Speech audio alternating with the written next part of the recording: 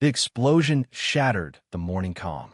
It wasn't just a bang, it was the kind of noise that makes birds vanish from trees and neighbors drop their coffee mugs in shock. A thick, curling plume of smoke billowed up from the porch of the prim yellow house on the corner lot.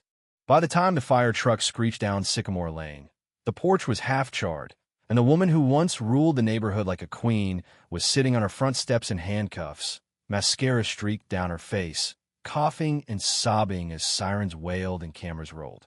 And it all started because she couldn't resist stealing one more package from the wrong doorstep. Mine.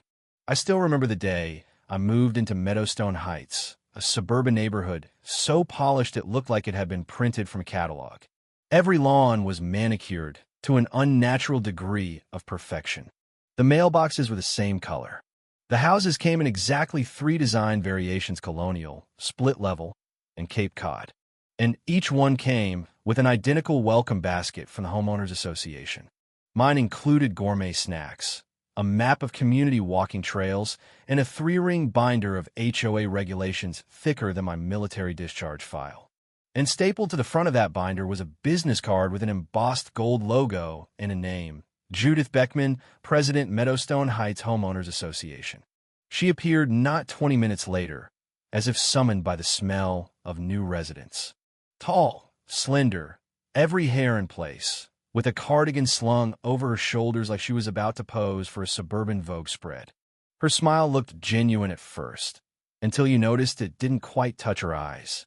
"Welcome to Meadowstone Heights," she said, extending a perfectly manicured hand. "I'm Judith Beckman, HOA President. I do hope your move has been smooth." "Thanks," I said, shaking her hand. "I'm Masam Kartev. Just got discharged last month."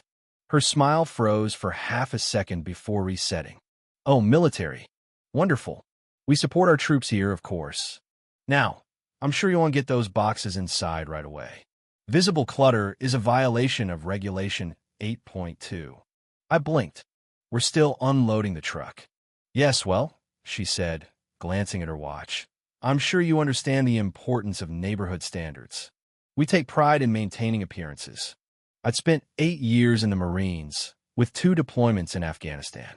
I'd dealt with tribal elders, warlords, and bureaucrats who'd sell their grandmother for a bag of rice. Judith Beckman didn't even make me blink. I just nodded. Of course. What I didn't mention was my background in tactical security system surveillance, counterintelligence, the works. When it came to observing people, I knew how to make myself invisible. And that's exactly what I did. For the first few weeks, I stayed quiet. I set up my office in the converted basement, started working remotely for a few old clients, and watched the neighborhood from my porch. Judith was everywhere, measuring grass height with a literal ruler, snapping photos of slightly off-center trash bins, even noting down which homes hadn't pressure-washed their siding in the last quarter. She was the queen of passive-aggressive correction, and no one dared challenge her. What caught my attention, though, was the neighborhood gossip. Missing packages. At first, it sounded like random porch thefts. A few here, a few there. It's not uncommon, even in nice neighborhoods. But then my next-door neighbor, John Quiet Guy, mid-40s, retired Air Force, told me he had footage from his doorbell cam. "You wouldn't believe it," he muttered over the fence. "Someone swiped the anniversary gift I ordered for my wife. The box was there at noon, gone by 4. Got the whole thing on camera: oversized sunglasses, floppy hat, dark clothes. But no clear face. I asked to see it. The gait, the height, the build. It felt familiar. I didn't say anything, but I started paying closer attention. It happened to me. I ordered a set of specialty tools for a security system, job top of the line, custom order, expensive. The tracking showed delivered. I got home 30 minutes later, and the box was gone. It happened again 2 days later, and again the following week. That's when I stopped treating it like a coincidence and started treating it like an operation.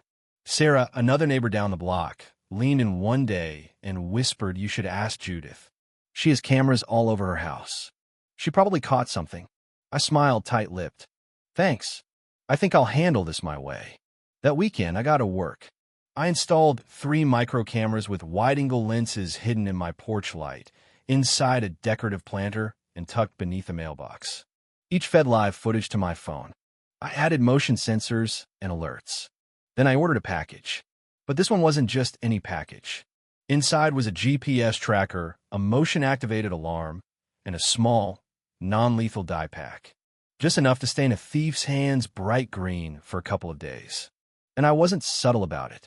I dropped the box off midday Friday and made sure I looked nervous while setting it down.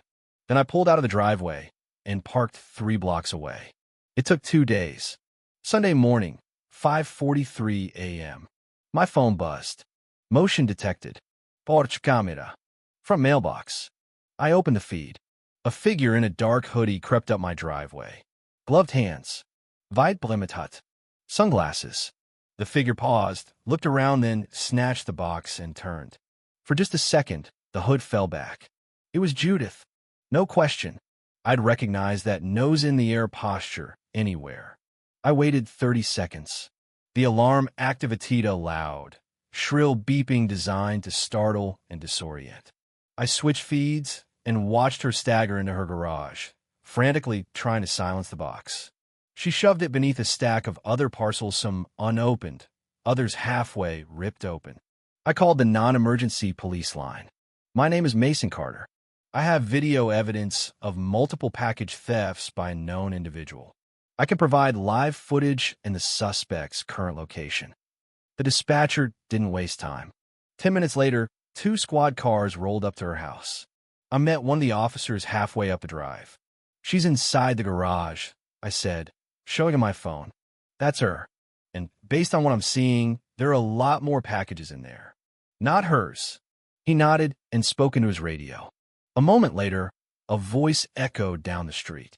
"Judith Beckman, this is the police. We have a warrant to search your property. Exit through the front door with your hands visible." Nothing. The neighborhood was waking up now. People appeared on their porches in robes and pajamas, murmuring. Curtains twitched. Phones filmed. The garage door finally creaked open. Judith stepped out, still wearing the hoodie, but now with full makeup and slacks, as if she tried to change into a respectable version of herself before the cops arrived. Her expression was a mask of fury and disbelief. "This is absurd," she snapped. "Do you know who I am? I'm the president of this association. I enforce the rules around here." "Ms.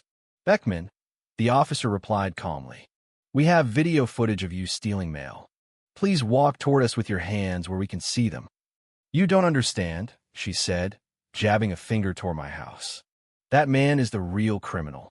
He's violating surveillance regulations. I was simply retrieving unapproved material. I was protecting the neighborhood." The officer didn't budge. "Final warning." She hesitated, then turned and bolted inside. I didn't expect what happened next. A tactical unit had arrived silently. 4 officers in full gear approached the front door, knocked, issued 3 clear warnings, and then deployed a flashbang. The blast was deafening, a rolling thunderclap that made every dog in the neighborhood bark and left a haze of white smoke hovering over Judith's porch. Seconds later, they breached the door.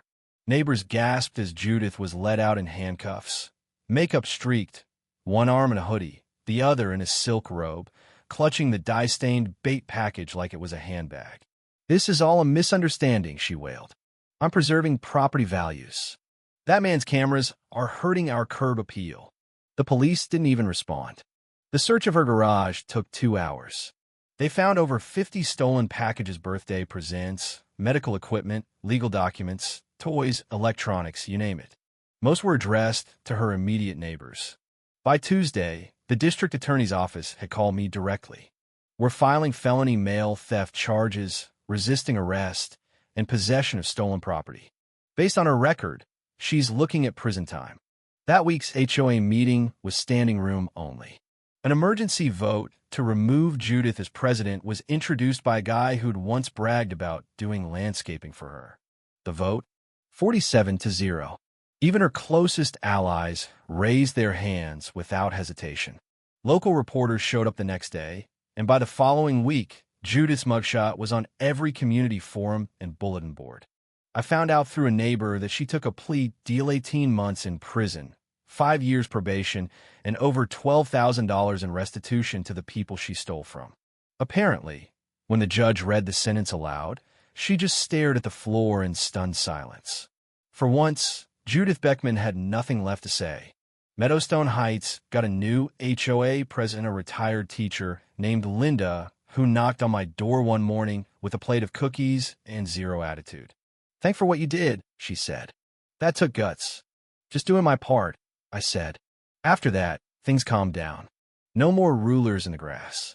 No more notices for leaving a hose out. No more paranoia. Just a quiet neighborhood with normal problems and no stolen mail.